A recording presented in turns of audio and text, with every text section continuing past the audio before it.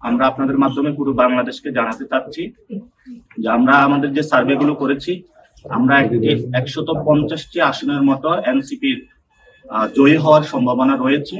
আমরা সেগুলো নিয়ে ইতিমধ্যেই আমাদের একটি সকল যারা জেলার সমন্বয়কারী প্রধান রয়েছেন, আমরা তাদেরকে ঢাকায় ডেকেছিলাম।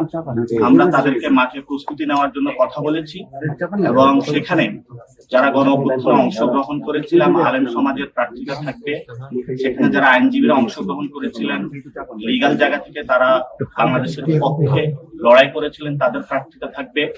সাবেক সেনা কর্মকর্তা যারা আমাদের বাচ্চাদের উপরে গুলি চালায়নি, সেই সৈনিক ভাইদেরকেও আমরা পার্লামেন্টে নিতে চাচ্ছি। যারা এই গণ অভ্যুত্থানে নারীরা ছিলেন, তাদেরও প্রার্থীতা থাকবে। যারা সাংবাদিক ভাইরা জীবন দিয়ে লড়াই করেছিলেন এই গণ অভ্যুত্থানে, তাদেরও প্রার্থীতা থাকবে।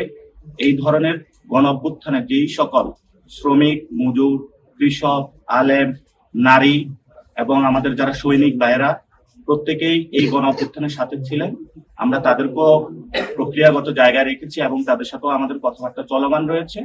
তবে সেই ক্ষেত্রে আমরা দেখেছি আমরা প্রত্যেকটা প্রজেকশনে আমরা ইনশাল্লাহ এই নির্বাচনে এনসিপির হাতে 150টি আসন পেতে যাচ্ছে এনসিপি।